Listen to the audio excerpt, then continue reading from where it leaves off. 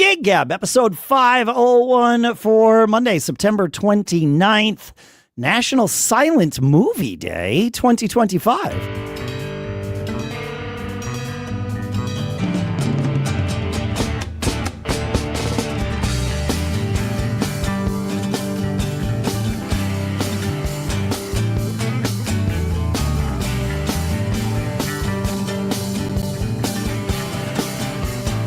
Greetings, folks, and welcome to Gig Gab, the show by, for, and about working musicians.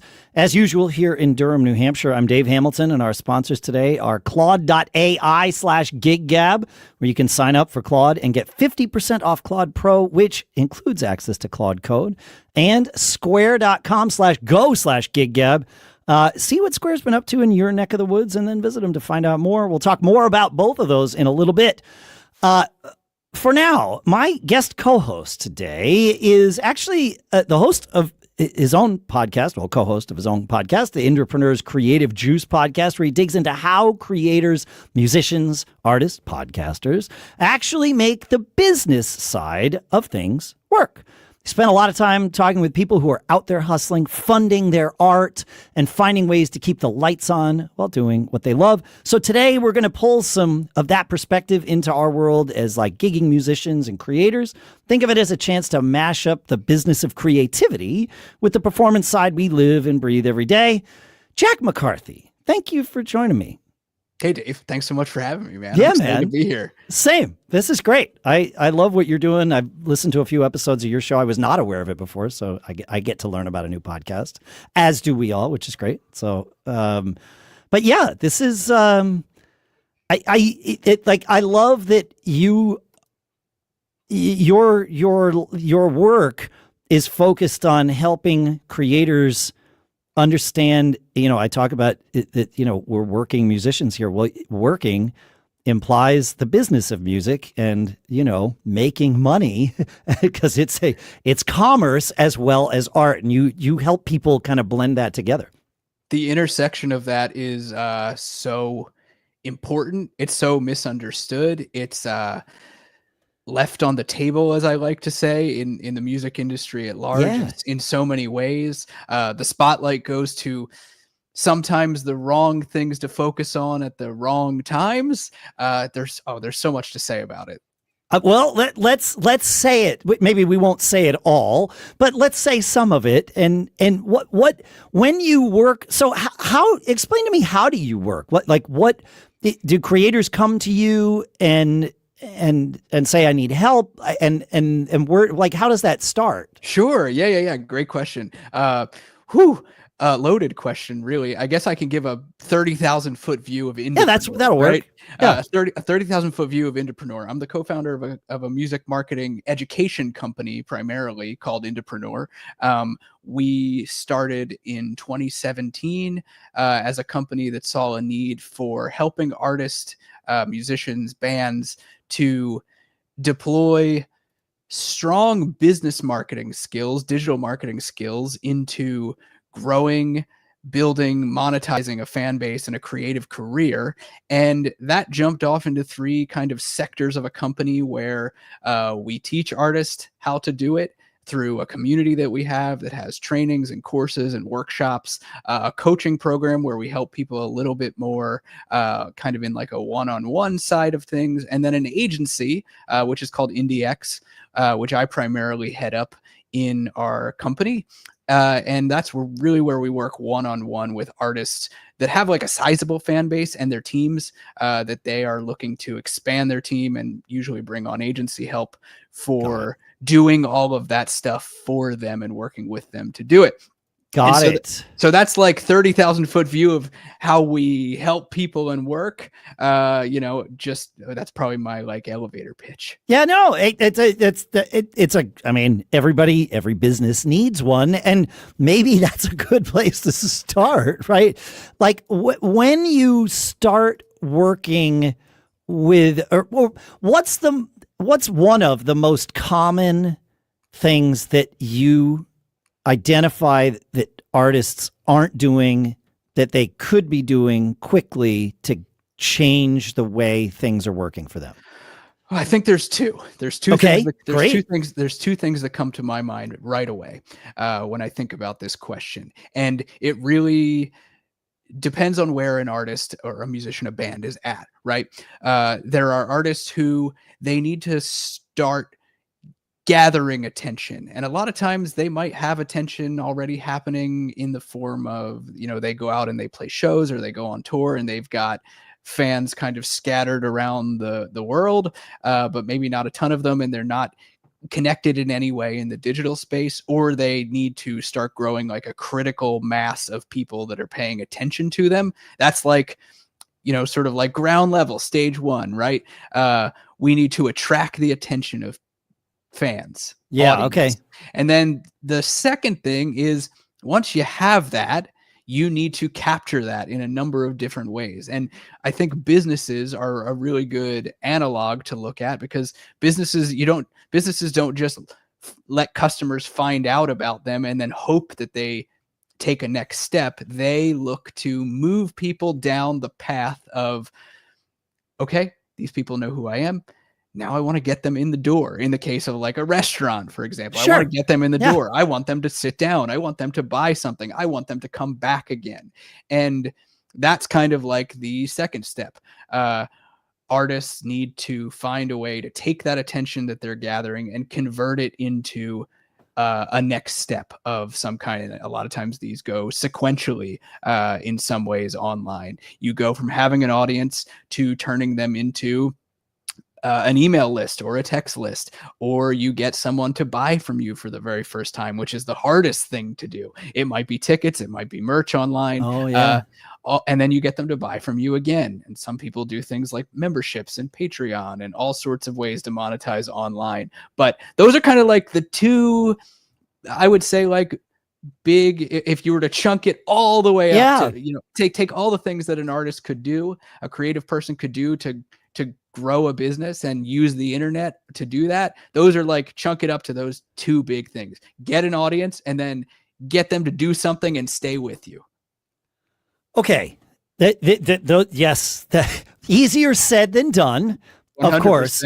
But it is important to say it, because you're right. Someone with a startup, that might be the most obvious thing that they write down, like find people and then convince them to buy from us, and then convince them to keep buying from us, right? Like it's kind of three things if we do that, right? Because there's the first purchase, and then there's the recurring revenue from that person, right? Yeah, exactly. So like let's start at the top.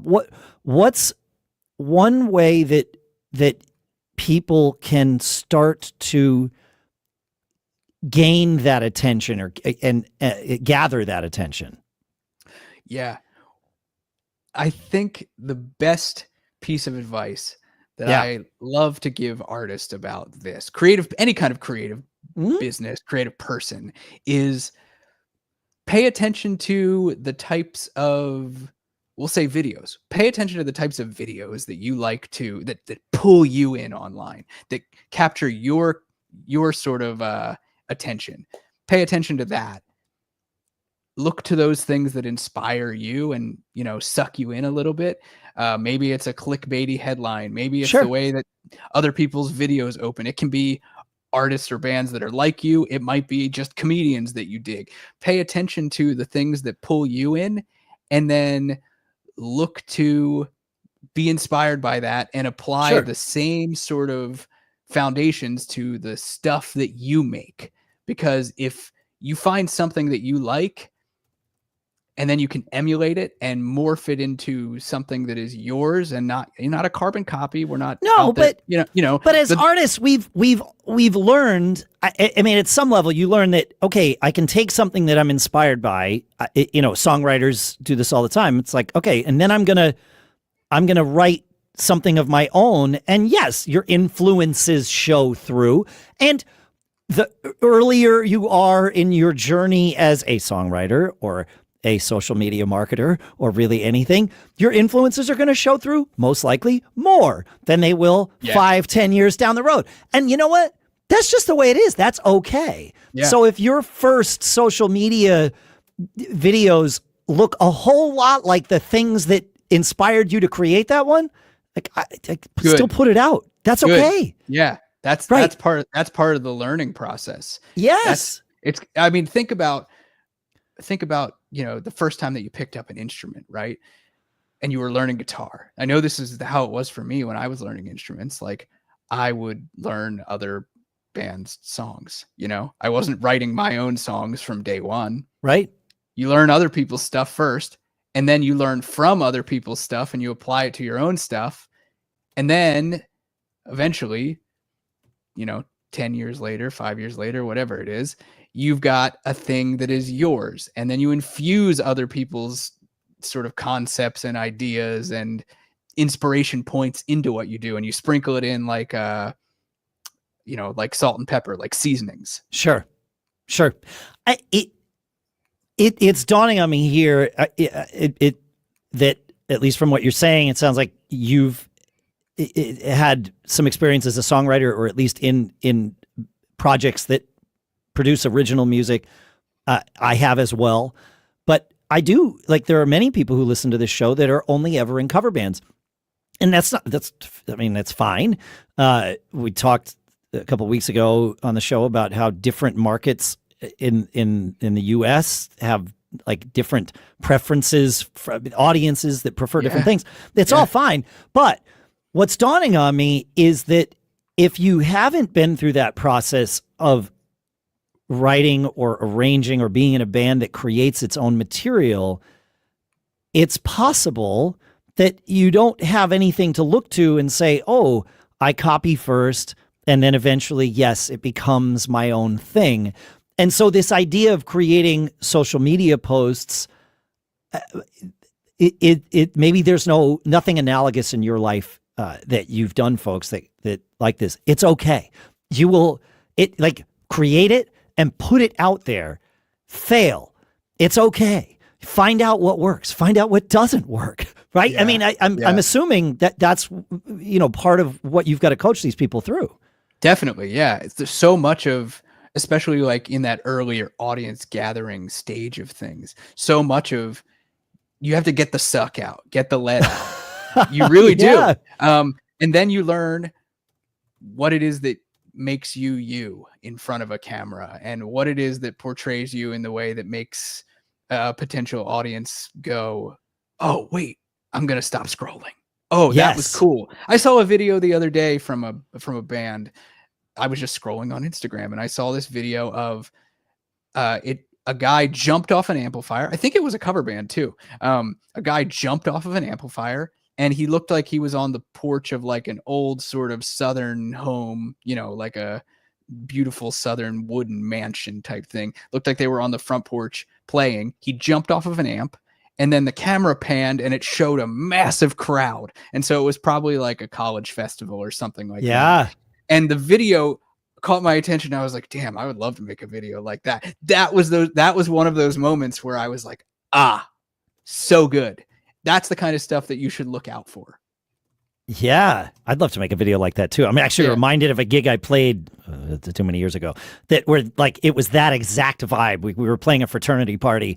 And on the porch of this, it was a fraternity house, but it was a big, large kind of farmhouse thing.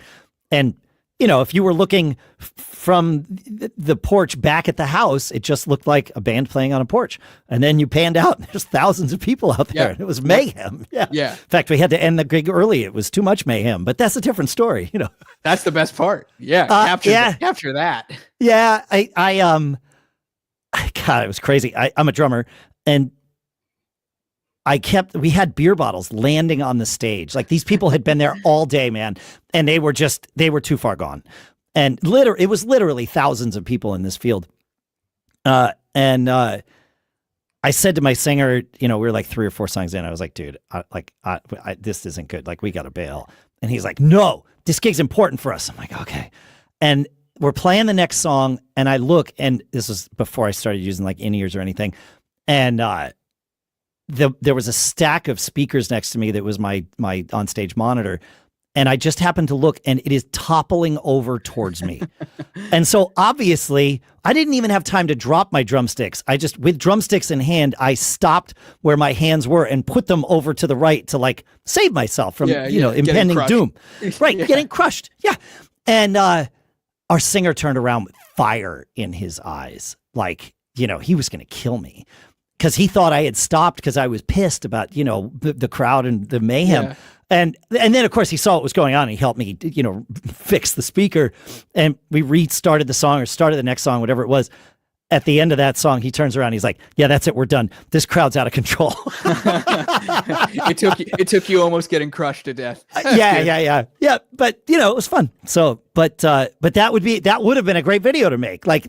All of that would make a great video, right? Yeah. So exactly. Those moments. Are you? So there's obviously videos. I'm going to change gears here for a second. There's obviously videos that you can make for social media that are intentional, scripted. You come up with an idea and then stage it and make it happen or whatever. And then there's those moments like I just described that maybe you don't want to stage; they just do happen. Yeah. So do you encourage people to on this show, we say all the time, our catchphrase is always be performing. Do you encourage people to always be filming, always be recording things that are happening at their shows? And oh, that's such a good question. That's so good. And always be performing, I think, is a great phrase because so much of, early days at the kind of genesis of Indepreneur, one of the earliest things we taught was the concept of the videos that you make to get an audience's attention really should look candid, and they should look like, the street performer type videos. Yeah. You're scrolling and it doesn't look like it's an advertisement. It doesn't look like it's a professionally polished music video. And, now 8 years later, we can say, of course, you should think through these things and you can script them out and you can create something that looks candid. But really, some of the best stuff actually is candid. And I think any chance that artists have to capture while they're working just gives them more of a shot to get those moments in real time.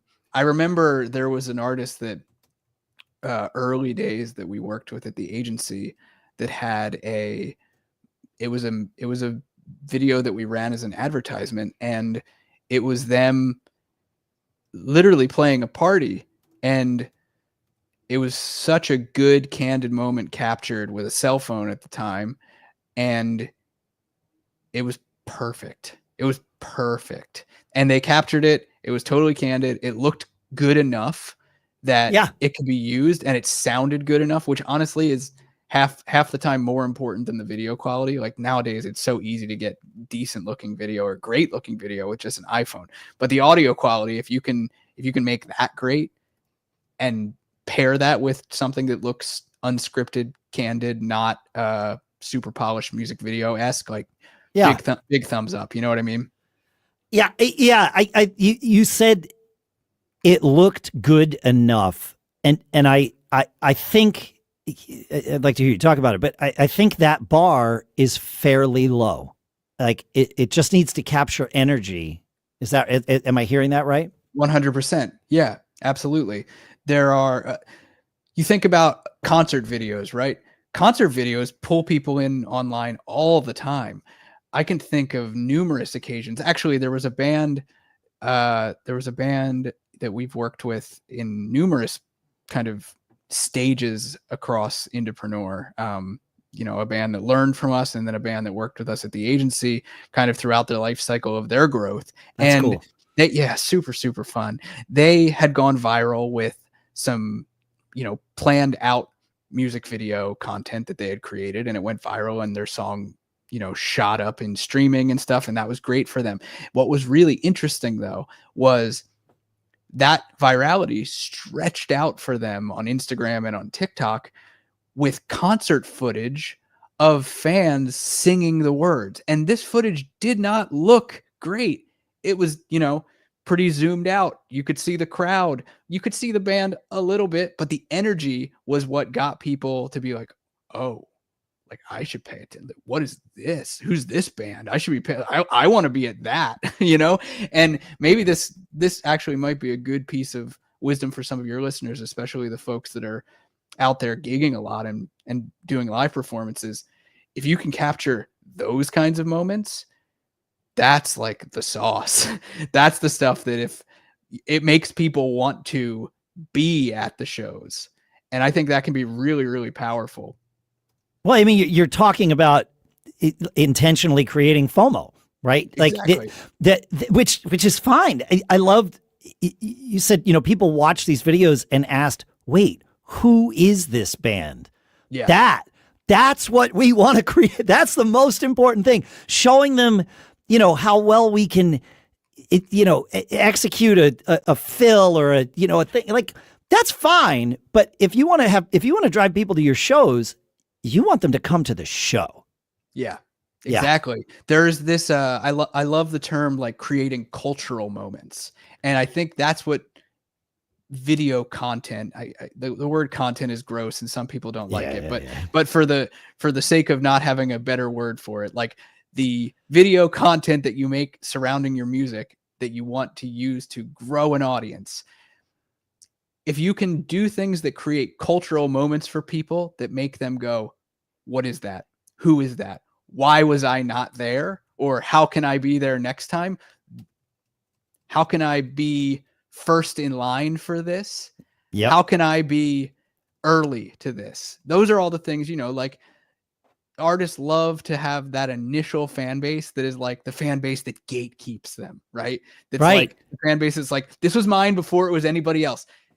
That's what you want. And, yes. and you can do that. You can build those kinds of things when you have moments that you capture that then get, you know, spread like wildfire across the internet. That's the kind of stuff that can really create a fan base that goes like, oh, I'm in this thing now. This is mine. This is mine. Yep. Yes. Yeah. You want it to be theirs, not yours. I mean, I think we've seen a masterclass in that from Oasis this summer. Oh yeah. Oh yeah. They did 5 dates in the United States, 7 dates in North America total, right? Like that's it.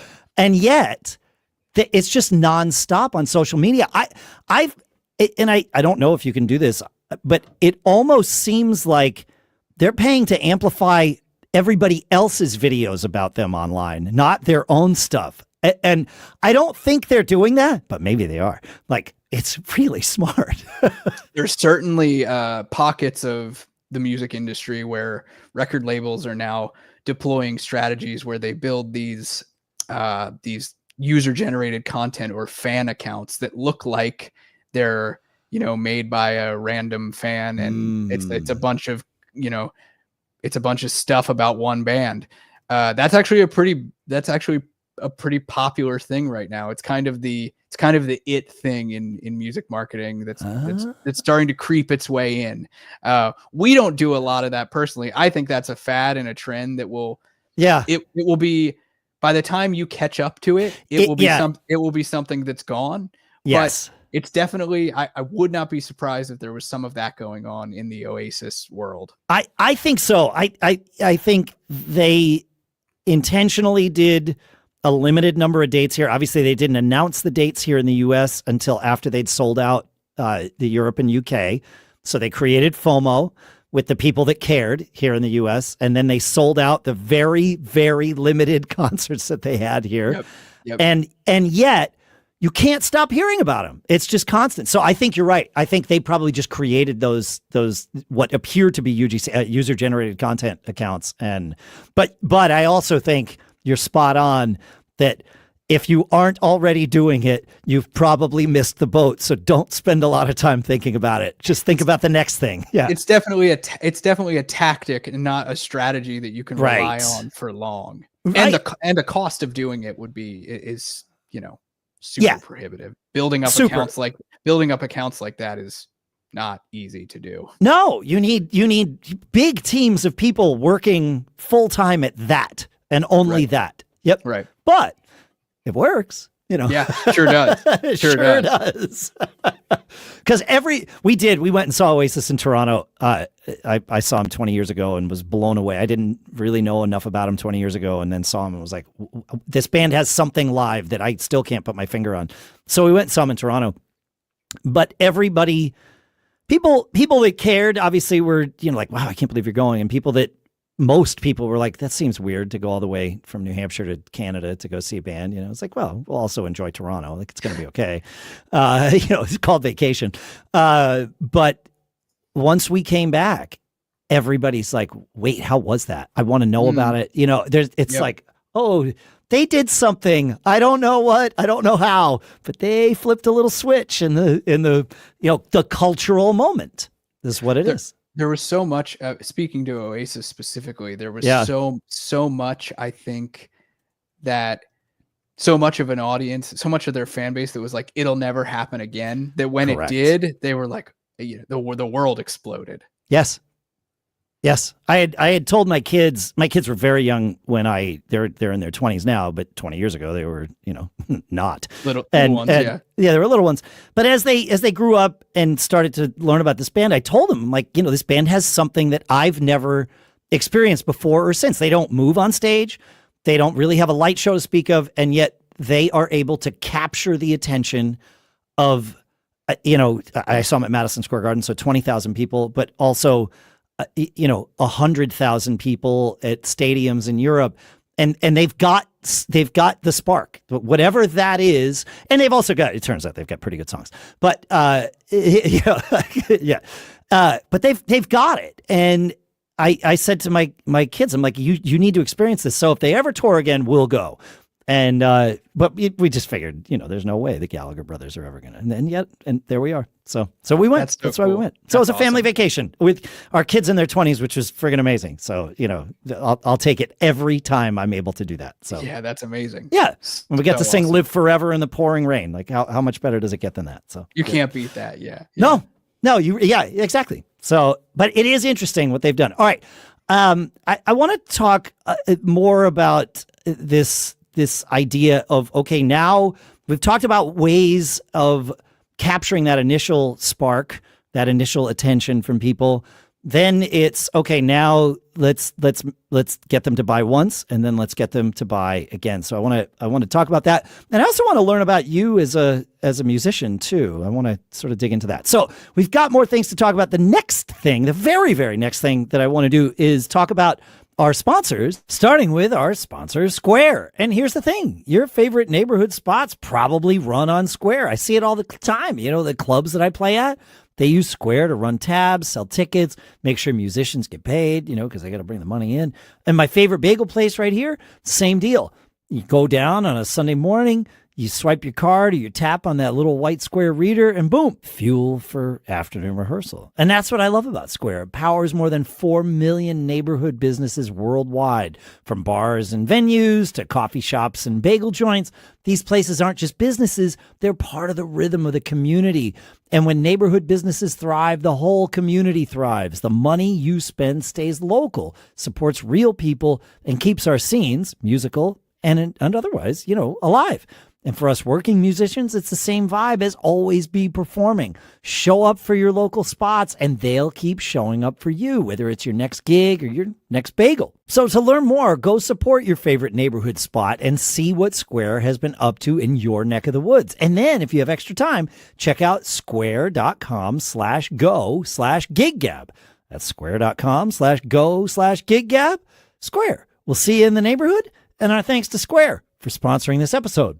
And next up is Claude. And I actually used Claude to help write this very sponsorship read, because that's how much I trust this AI to help me think through problems, not just spit out generic answers. Look, as working musicians, we're constantly juggling, right? We're booking gigs, we're managing social media, writing grant applications, even figuring out the acoustics for that weird venue with the concrete walls and zero sound treatment, right? Claude is the AI for minds that don't stop at good enough. It's the collaborator that actually understands your entire workflow and thinks with you, not for you.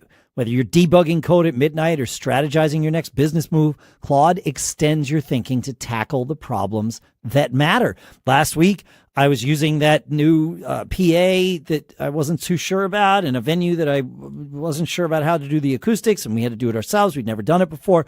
So I started asking Claude, okay, here's what I've got. Here's the PA I'm using. Here's the way the room acoustics work. And it gave me all kinds of information about how to balance the signal that was coming out of the mixer, because I gave it my specific mixer, and it was like, good, here's what you want to do. You want to set this here, and then on the PA, you want to set its output here and set its crossover there. And here's the thing, Claude's research capabilities found connections across sources I never would have spotted myself. Always be performing means always be problem solving, and Claude extends your thinking to tackle the problems that actually matter. Ready to tackle those bigger problems? Sign up for Claude today and get 50% off Claude Pro when you use our link, Claude.ai/giggab.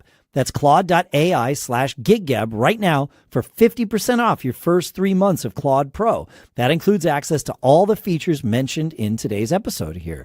Claude.ai/giggab. And my thanks to Claude for sponsoring this episode. All right, let's talk about Jack McCarthy, the musician, the songwriter, it sounds like, too. You've done some of that. So what For sure. Yeah, you're a guitar player at the very least, from what you've said. Do you still play regularly? I do. I've been a guitar player and a singer since I was very young. I think I picked up the guitar when I was 8. I took piano lessons actually first. I started taking piano lessons when I was like 8. I got my first guitar when I was 9. I've been playing guitar for a very long time. Started singing, started playing in bands when I was, 11 or something. Yeah. So I was playing in punk bands growing up. I actually went to college for music and studied music production. So I got into producing and songwriting. So I've kind of been through that world. And then I ended up doing some touring work as a touring guitar player, some road work as a guitar tech, while doing, one-off production projects here and there with bands in Philly when I was living in Philly. And then I found my way, kind of stumbled my way into digital marketing, working with businesses, and then music marketing, kind of married the whole thing together. It was very, very weird, but I've been a musician my whole life. And, something that comes to my mind, the catchphrase, always be performing, right? I love that, because I think something that a lot of creatives struggle with is they struggle with this idea of marketing themselves, right? They struggle with the idea of putting themselves out there, and does it cheapen the creativity? Am I being too salesy? I don't want to come across cheesy or weird, or like I'm having to do something that I don't want to do. But I have so strongly leaned into the idea that as creatives, we have such a unique advantage compared to literally any other kind of business in the world, because you have all this creative energy where you're writing songs and you're performing and you're coming up with ideas and you're, creating album art and music videos and building worlds. And then you could funnel that into the way that you put it out there to the world and market it. And I think that that's such a wonderful thing. And not enough artists, bands, musicians, creative people have had that shift. And so that is what has always gotten me so excited about marketing as a creative person, and really what threw me into this world. So that was kind of my journey from starting out as a musician to being in bands to producing music, writing songs, ending up in this weird little marketing entrepreneurial space that I find myself in. I think it's such an important mindset shift for creatives to make, because when you do, the whole world opens up for you. I love this. I've had a similar career path in the podcasting space, and really in with websites. We started creating our own websites, realized that we needed to build a sales force in order to sell the sponsorships to bring money in, so that we could keep doing the thing we wanted to do, right? And then our competition came to us and said, "Oh, wait. We just want to do the thing we want to do. Can you do the other stuff for us, please?" And we did. And we've had a business called Backbeat Media now for 25 years. that does that. We started doing it on the web and then expanded into podcasting when that passion of mine developed. And, now that's what we do. And like creatives need this. And you've created that opportunity for musicians and yourself, obviously, but musicians in that space effectively doing kind of the same thing. It's like, okay, we're going to help you do the thing you want to do and market yourself and earn enough so that you can keep doing the thing you want to do. And that's the drive there, right? Is you need to, people say, am I sacrificing something by marketing myself? Am I sacrificing something by taking money for the thing that I'm doing? And it's like, no, you're expanding the thing you're doing so that you can pay for your rent, pay for your, all of these things are important so that once you've got that, you can still keep doing the art that you want to do, and you're free to do that art that you want to do. I think what you're doing is great, man. I often joke with our clients and Indepreneur customers and just artist friends that I have. Yeah. Like, if you ask the question, like, oh, am I being too salesy? You're probably not being salesy enough. I love to push the envelope with people about that and be like, no, you're probably not doing enough. And they give me that side eye look like, well, what do you mean? Yeah. Yeah.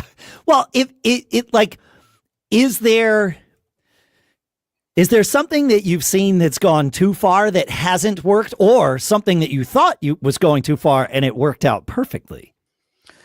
Wow. That's a great question. To be honest, I don't know.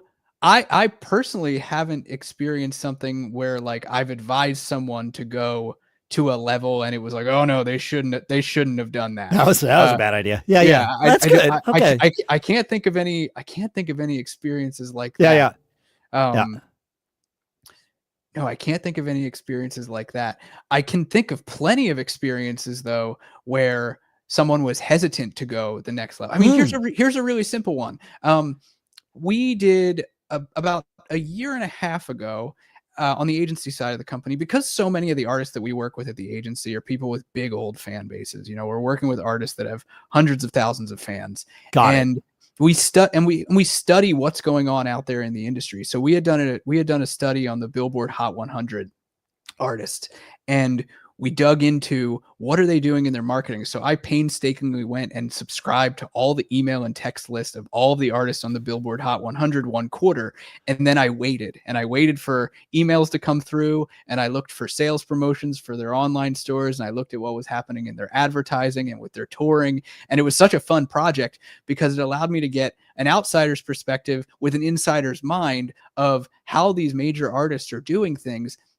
And what was fascinating was like, here's a simple example, like Memorial Day, during that study, there were 3 artists that ran sales promotions around Memorial Day, a huge retail holiday right here in the States. Out of the top 100. Yes. Out of the top 3%. Yes. And here's the kicker. Only one of those 3 sent more than one email campaign about the sale that they were running. And this is just a microcosm, right, of what was going on. So I say that to say, here's a story of a client of ours that we were running a sales promotion for them at one point in time. It may have been around Black Friday, actually, that this specific example came up, where we had a series of 3 or 4 emails that were going out over the course of a week. And I had a strategy session with them midway through, and they were like, well, do you think we really need to send that last chance email? And I'm like, well, it'll probably make you a few extra $1,000s if you do. And they were like, all right, yeah, sure. Like, as long as you don't think it's being too pushy. And lo and behold, that email was the one that drove the most revenue out of all of the ones that we sent during that little sales sprint. And this is not uncommon. It happens all the time. So that's that's like a tiny example, a micro little case study. Huh. That it's fascinating. I mean, like, I'm still stuck on the 3% there. It should have been 100%. Yeah. Blew my mind. The study that we did a podcast episode on Creative Juice about this, actually, where we kind of broke down all of the things that we learned from that study. But that was one of the standout moments for me, And really, like, this is the kind of stuff that IndieX, our agency, was built on, that we saw such a gap of revenue being left on the table that our agency really is, it's kind of an arbitrage agency of like, Sure. hey, if you're an artist with a big old fan base, you're probably leaving this portion of your pie just on the table. And you shouldn't be, because it's active revenue that you can have in your business. It's not related to streaming. It's not related to touring. It's not related to sync or partnerships or anything like that. It's yours to own. It might not even be written into any of the deals that you might have. Yeah. So it's yours. You can have it. You just keep it, right? Yeah. You just got to do something with it. And so we built our whole agency around this premise. And it's been pretty powerful to witness some of the stories and some of the wins that a lot of the artists that we've gotten to work with have seen from that. It's really cool. That's really cool. Yeah. I think this is probably true of almost every business, is that you probably aren't emailing your list often enough. We hear it at our businesses. We just came back from a trade show for the podcast advertising business, and 100% of the buyers that we met with said, yeah, you need to send us more email. We want you to be in the top of our inboxes. And it's like, wow. Okay. Like, all right, we don't want to pester you. They're like, there's no such thing. And that was a valuable lesson. Like, there's no such thing. Oh, Yeah. it's so true. Back when I was first cutting my teeth learning digital marketing, a mentor of mine said to me, and we were talking about local businesses, and this goes way beyond that, but it applies to all kinds of businesses, creative businesses, artists, musicians, bands, whoever you are. You are not competing against your competitors as much as you are competing for the attention of your audience and your customers. You're like in sixth place. They've got their job, they've got their family, their kids, their mortgage, they've got school, they've got what they're putting on, the dinner table. You're competing for sixth or seventh place in front of all of those things. If you are missing chances to be in front of them, whether that be on social media, whether that be hitting the top of their email inbox or in a text, then that's really where you're falling short, is like, people get distracted by life. And I love to impress this on musicians, because they get especially nervous about like, well, are we sending too many emails? And I'm like, man, I promise you, you're not. No. Did I send too many texts? Did I post the same thing too many times? This is speaking of frequency of touch points, right?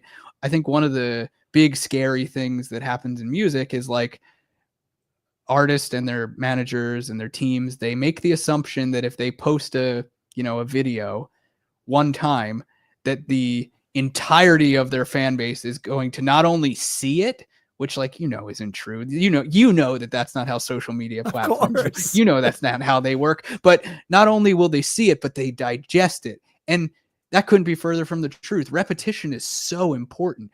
And we see this all the time with viral content. If you've got something that goes viral, you better repost it, man, because it's going to go viral again and again and again. Yes. Oh, that's great. That's great. This is all great advice. This is amazing. Yes. Keep doing it. If it worked, don't even replicate it. Literally take the same piece of content and put it out there again. It works. Absolutely. Yeah. Yep. 100%. Yep. Every time, and we don't do a lot of that with this show, but early on, we had Jan Hammer on. You may or may not know who Jan Hammer is, but he is a piano player, keyboard player, and he wrote the Miami Vice theme song for the TV show years and years ago. Yep. He played with Miles Davis. He played in the Mahavishnu Orchestra. Like, he is a legend in like the prog fusion jazz world and beyond. And we had him on the show. He was is a dear friend of mine. I used to help fix his computers. And we had him on the show, and it was the first episode of ours that blew up. And a few years later, I had a co-host for a long time on the show, and he was like, we just couldn't make an episode recording work. Like, we got to put something out. He's like, why don't you put that recording with Jan out again? I'm like, again, like it's in the feed, man. Like people can listen to it. It never went away. It's still there. He's like, yeah, but like people probably aren't going to go back and listen to everything. Like we had done 300 episodes by this point or something. And it's like, yeah, all right, whatever. I put it out, blew up again. It's like, oh yeah, I know better than to not do that. I love that. I love that so much. Actually, this is I have a similar funny story. One of our clients at the agency, a rock band called Small Town Titans, awesome band. I know them from college. They went viral in 2017 with a super cool hard rock cover of "You're a Mean One, Mr. Grinch." And it went viral. It went viral on YouTube, and it went a little viral. I'll say it was pretty viral, but it went a little viral compared to a year later when I was doing some advising with them at the time. It went viral again, and then they started running advertising on it on Meta. It primarily went viral on Facebook at the time. Sure. And that time it went super viral, millions upon millions of views on this song and millions of streams. And they started building an e-commerce business off of that audience that was being built up. And all that it required at the time was that they shared it again a year later. And it went absolutely bananas, and frankly, it kind of goes viral every single year around the holidays. It's really cool to see. So similar sort of vein, like reposting stuff works. It really does. It does. And you gave a tip almost unintentionally as you told that story, as you said, and then they advertise that content. Once you find out a piece of content that works for you, you can pay to amplify it. And then people will, if they shared it when you put it out organically, they're going to share it when you put it out, with sponsorship, when you boost it. Yes. It's the same content. So this is truly one of the biggest pieces of advice I can give about building an audience is once you have content that is resonating with a fan base, and maybe you get a little bump in virality, whether that's 10,000 views or 100,000 views, then you know that you have something that you can put advertising dollars before, and you should. That's one of the biggest levers that we recommend for artists that are trying to build traction, is like, get the content right first now. And once you do that, plug it in, and you can amplify that so much. You can extend the life of it so much. It's a really, really powerful way to do it. And our recommendations have changed a lot over the years to being content first like this, that once you crack it, then you've got an asset that you can use in a number of different platforms, in a number of different places. Let's say you've got a video that went viral on TikTok. You might be able to take that same video and plug it into an advertising campaign to sell your records, and it will work really, really well, because all you're doing is changing the message around a piece of content that performed really well and got people's attention. Once you know how to get attention, the rest of it kind of unlocks itself. Yeah, that's the hardest part. Yep. There are tools out there that it will work for you if you have good content. And so I like this idea of content first. You're blowing my mind here, because I am absolutely going to change some of our internal strategies with this stuff. It's so obvious when you say it. It just never dawned on me. And I mean, it doesn't have to. You said it, so I get to take advantage of it. It's great. Thank you. I love it. Yeah, absolutely. Yeah. I love this. And, this is one of the things where you mentioned, now, how do artists go the next step? How do they capture that audience? And this is one of the reasons that on the agency side of Indepreneur at IndieX, why we see the opportunity for these artists that have mastered grabbing people's attention. They know how to create attention. They just are missing out on, the back half of it, of taking that attention, capturing it, and monetizing it. And that's really just about start putting offers in front of your fans. Get them to sign up for your stuff. Give them early access to things. Give them something for free in exchange for their contact information. Then start selling them stuff. Artists have kind of they've put themselves into a precarious situation where they make money on launches and nothing else. And then, they kind of create this revenue. I love to call it the revenue roller coaster that major artists find themselves on. They do an album launch, and then the roller coaster goes down, and they go on tour, and then the roller coaster goes down.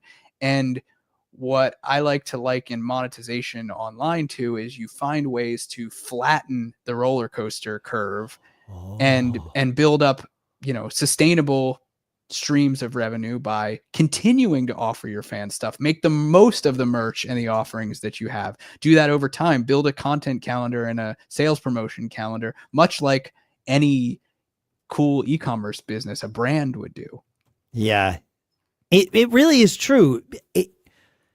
Bands, musicians are in the e-commerce business now.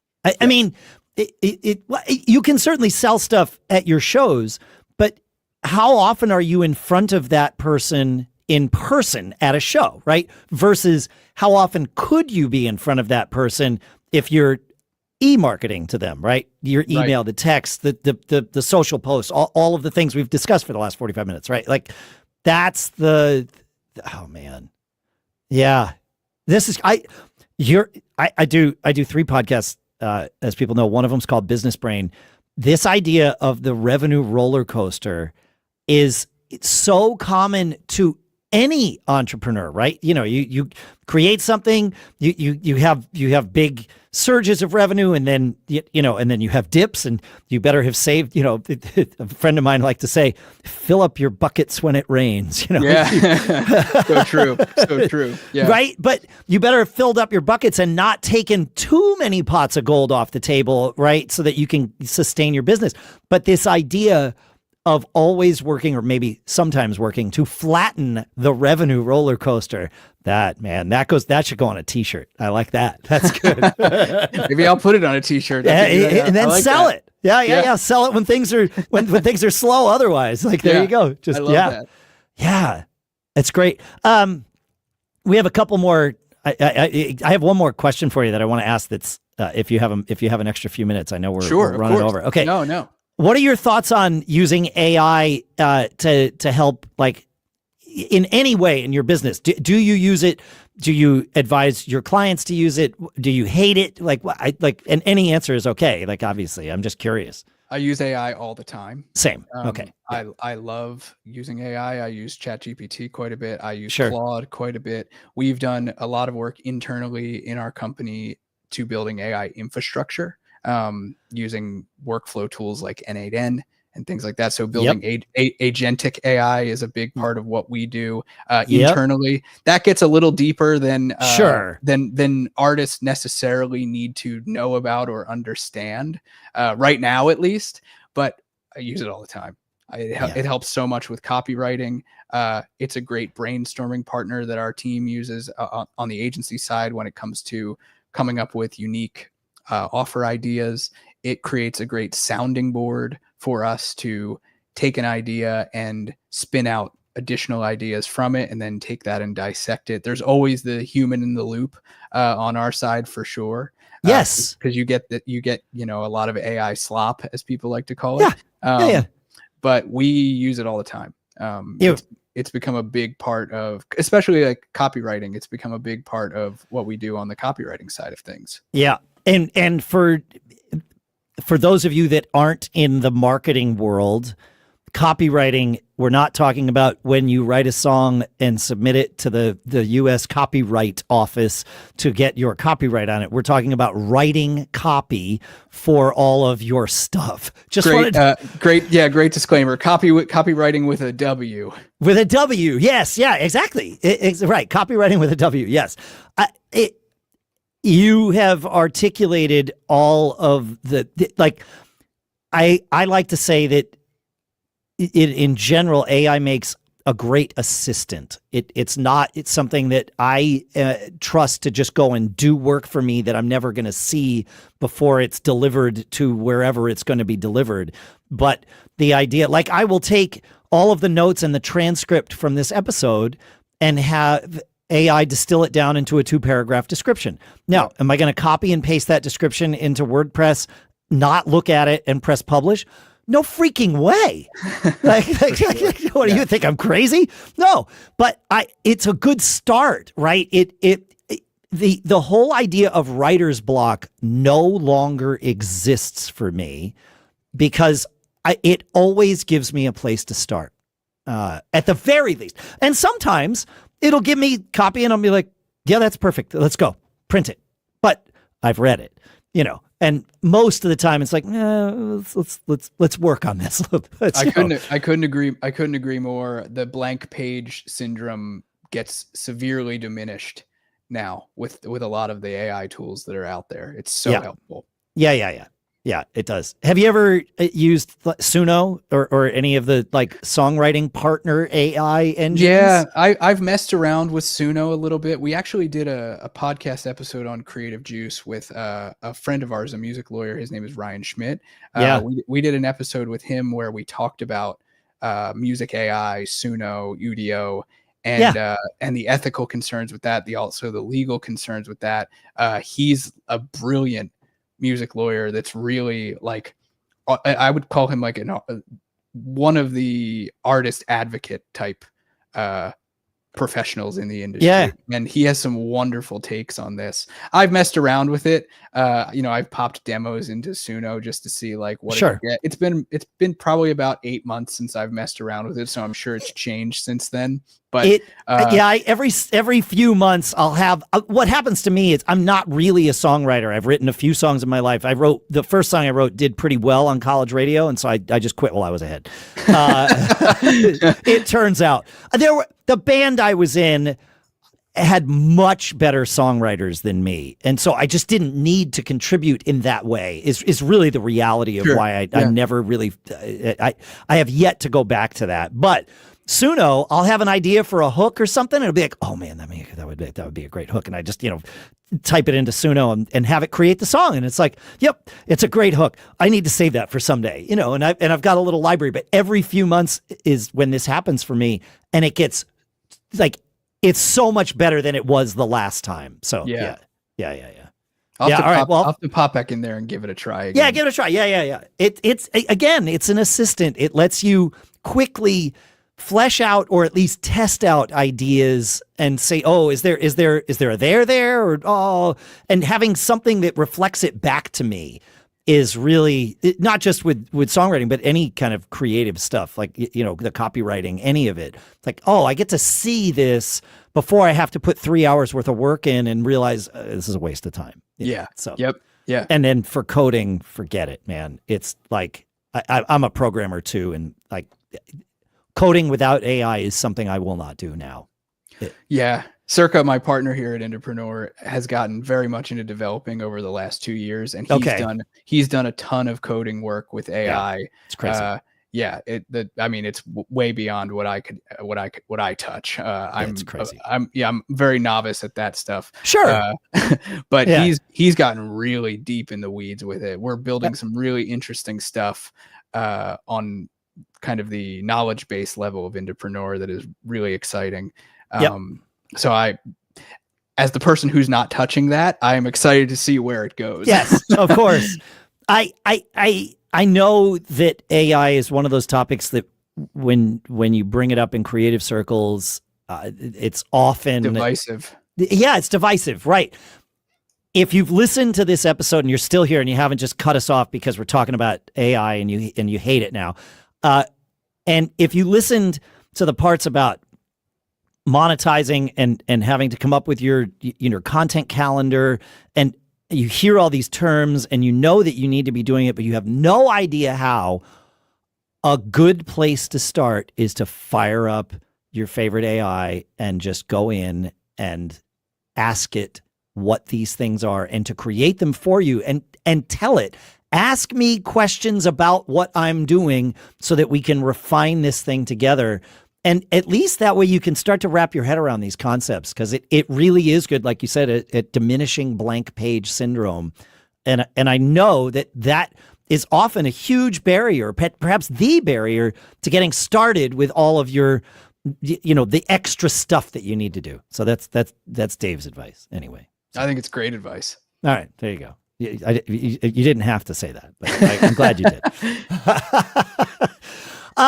Is there anything else that you want to share before we say goodbye for this time? I definitely think it's like we should do this again in 6 months and dissect other parts of this together because this was so fun. If I can give any piece of advice to artists that are listening to this, is if you are intimidated by the idea of growing an audience online, the first and best place to start is by, again, looking to the videos on the internet from other artists that inspire you, and to take cues from that into creating stuff that will pull your potential fans in. That's my biggest piece of advice to someone that's looking to grow an audience.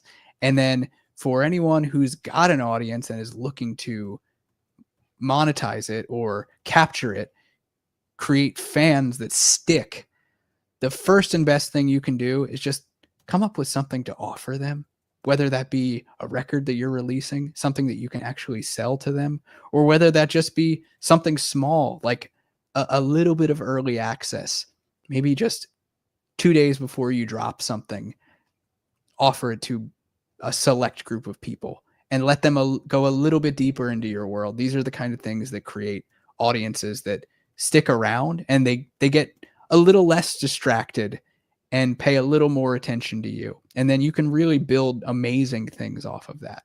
So those are two big pieces of advice that I can give to artists at two different levels of things. And I hope that it helps. I can't imagine it won't. It's such great advice. I'm definitely going to take a lot of this, not just to heart, but to action. And I encourage everybody else to do the same. Where can people find you, my friend? Yeah.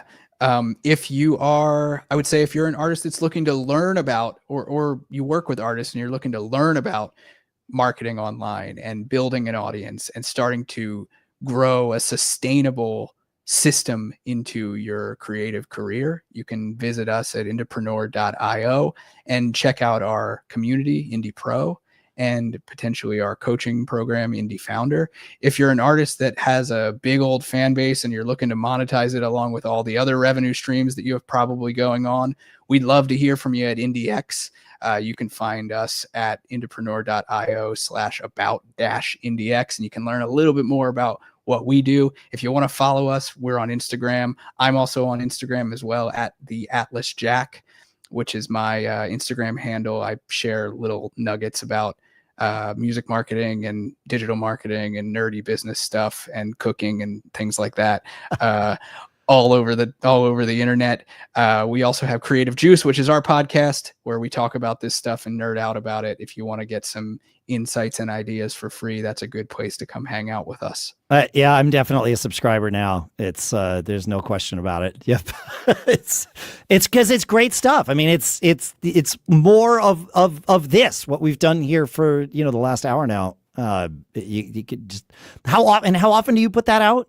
Creative Juice is a weekly show. There you go. Yeah, so it's tons of fun. We'd Amazing. love to we'd love to hear from you guys, and you'll be hearing this show on the feed as well. So Dave, thanks for having me, man. This was a blast. Jack, this has been my absolute pleasure. Thank you for taking your time and sharing all your knowledge and wisdom and tips and like all this actionable stuff with us. I can't thank you enough. So really, truly, thank you.